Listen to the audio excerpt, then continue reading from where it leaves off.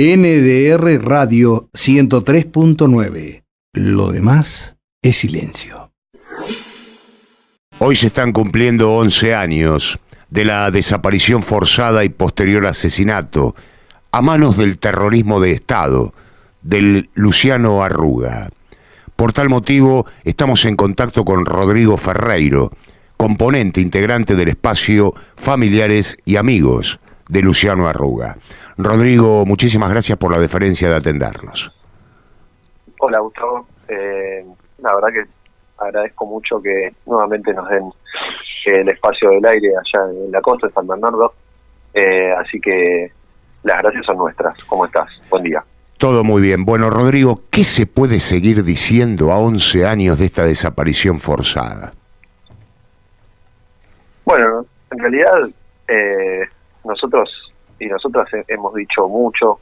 Ya han pasado 11 años. Luciano apareció, como bien planteas vos en la introducción, se cumplen 11 años de la desaparición y el asesinato, o del asesinato y la desaparición. El Estado es el que tiene que dar muchas respuestas a la familia de Luciano, que no ha dado, que sigue sin dar, que sigue poniendo trabas. Y lo real es que de un tiempo ya prolongado a esta parte no hay muchas novedades en lo que respecta a la causa.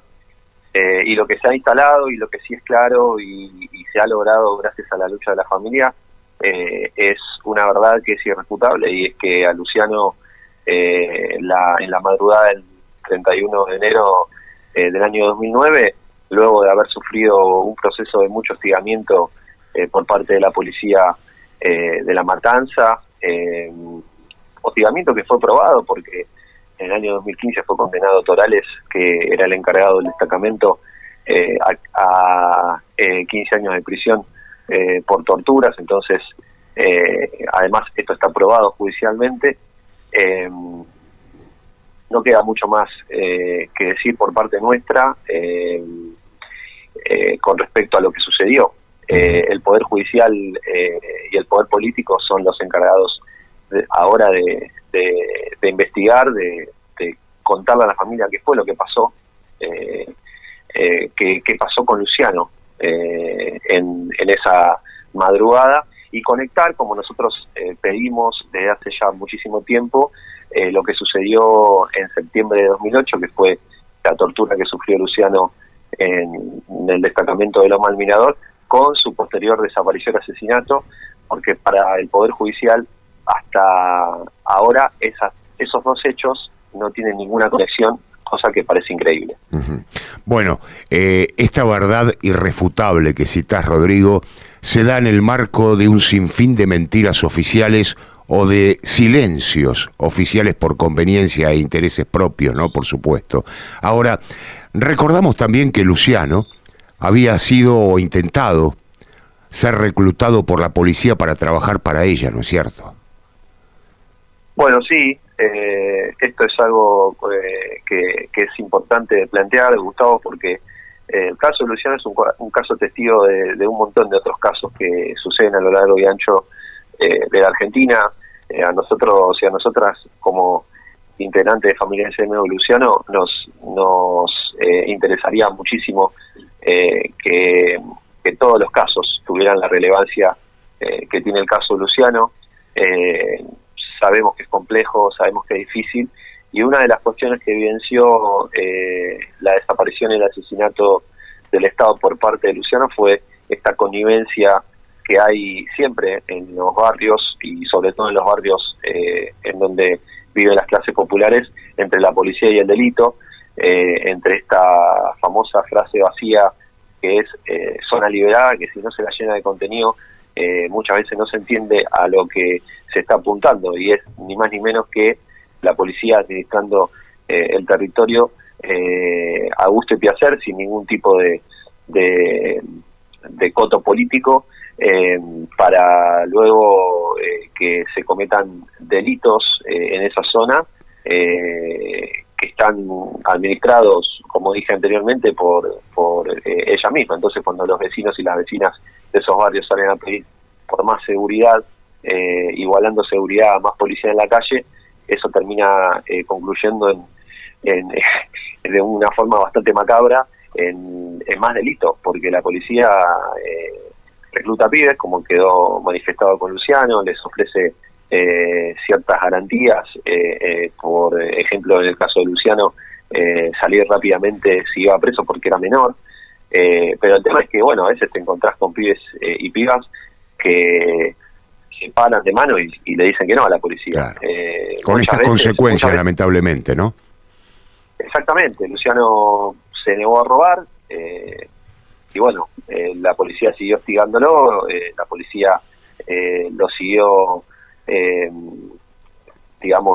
consultando con respecto a robar o no, y ahí ya esto se convirtió en un continuo proceso de represión física, porque era todo el tiempo ver el patrullero, todo el tiempo ver a las personas que le habían ofrecido robar.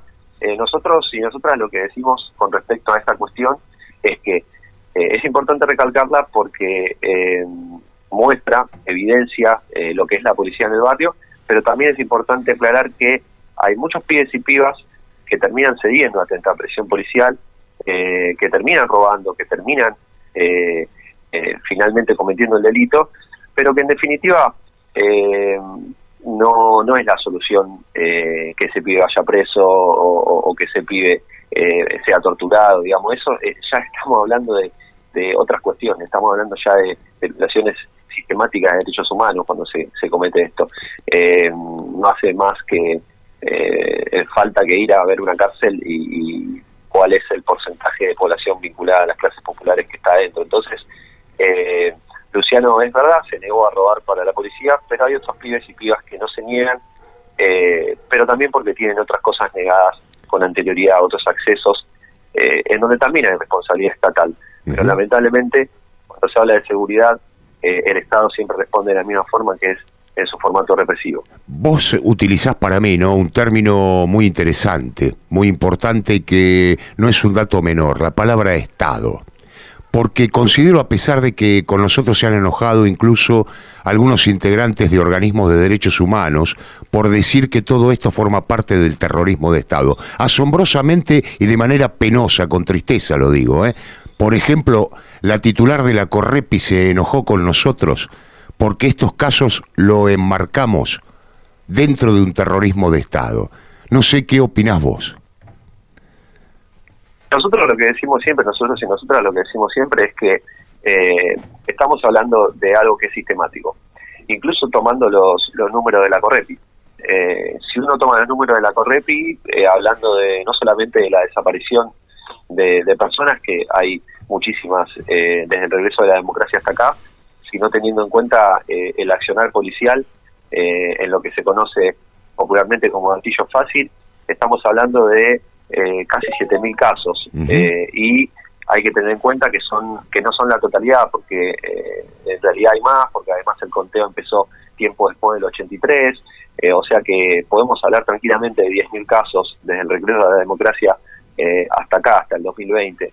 Cuando uno evalúa los números y cruza variables de a qué persona, de dónde pertenecían, o a qué sector social pertenecían la mayoría de las víctimas, cuál era la edad, incluso hace análisis por género, incluso la Correpi ha cruzado inteligentemente las variables de violencia de género y sus protagonistas, tanto como víctima como victimario, uno se da cuenta que hay una sistematicidad. Entonces, cuando hay sistematicidad ya no es casualidad, no es a alguien que se le dispara una bala de forma, digamos, no deliberada, y además no es que se reprime a cualquier ciudadano o ciudadana de cualquier sector social por igual. Allí sí se puede hablar de una represión estatal vinculada con algunas variables a lo que sucedió con la represión estatal en los 70 y a lo que sucedió en otras épocas. En algunas épocas los indeseables eran los anarquistas, en otras épocas los indeseables eran los peronistas, en otras épocas eran los subversivos.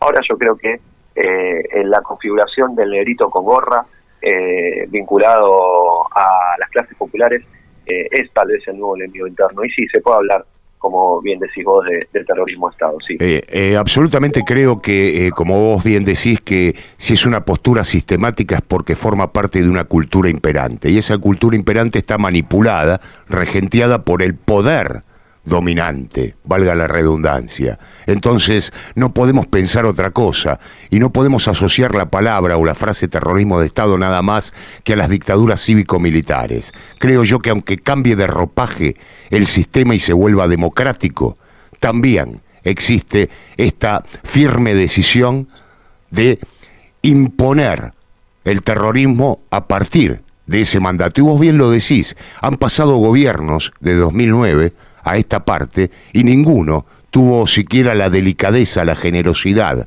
de poder solucionar el tema de la desaparición forzada y posterior asesinato de Luciano, y ni siquiera los han convocado, ¿no?, para encontrar una solución y para hacer justicia.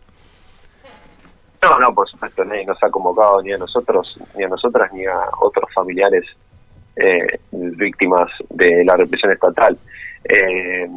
Saben que la solución que nosotros y nosotras proponemos plantea que en principio se comience a trabajar desde el Estado para eliminar las desigualdades que son el caldo de cultivo para que esto termine sucediendo, y eso sabemos que ningún gobierno lo tiene como objetivo primordial.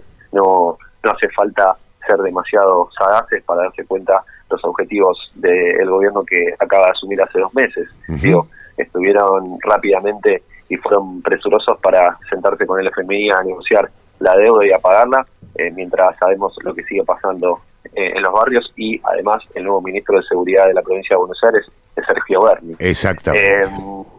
Claro, nosotros y nosotras lo que planteamos, hablaste recién de poder, creemos que para que una persona como Luciano, una ciudadana, un adolescente como Luciano, que era un niño además, eso también hay que recalcarlo, no tenía 17 años, hay una ley de protección de derechos de niña y adolescente que hay que referenciarla también, no hay que perder eso de vista, donde el interés superior es el interés del niño, ¿no? Parece que por Luciano eso no les interesó tanto.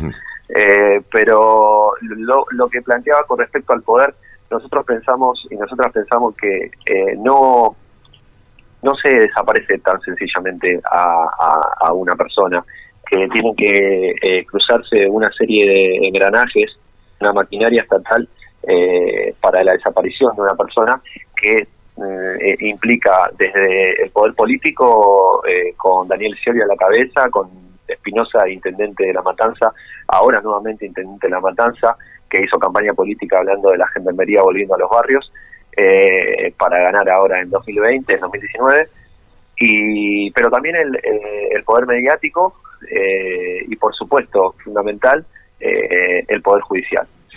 Por eso mismo nosotros y nosotras lo que hemos impulsado en el último año, y lo vamos a hacer durante todo el 2020, es el enjuiciamiento político contra los primeros funcionarios judiciales, cuando la causa de Luciano todavía no había pasado al foro federal, con la carátula de desaparición de personas. Estamos hablando del juez Gustavo Banco y las fiscales Roxana Castelli y Celia Cejas Martín, porque estamos hablando de Estado, estamos hablando de maquinaria estatal, pero también hay que ponerle nombres propios, porque si no queda todo como en la nebulosa. Tal cual. Estos funcionarios judiciales, Banco, Castelli y Cejas Martín, fueron los primeros, como decía recién, que estuvieron a cargo de la causa de Luciano, y se pide el juicio político por 2 cuestiones fundamentales. Primero, porque decretaron automáticamente la intervención de la policía bonaerense para investigar que la policía bonaerense había sido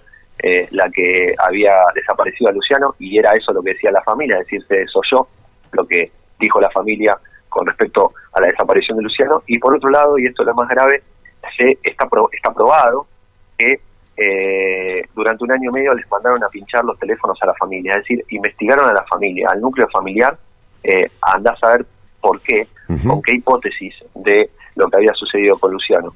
Así que estamos impulsando este juicio político, que lo tiene que resolver el Poder Judicial de la provincia de Buenos Aires, que está situado en La Plata. ¿Por qué? Y esto es una clara evidencia de la connivencia entre la política en cuanto a los estamentos legislativos y judiciales.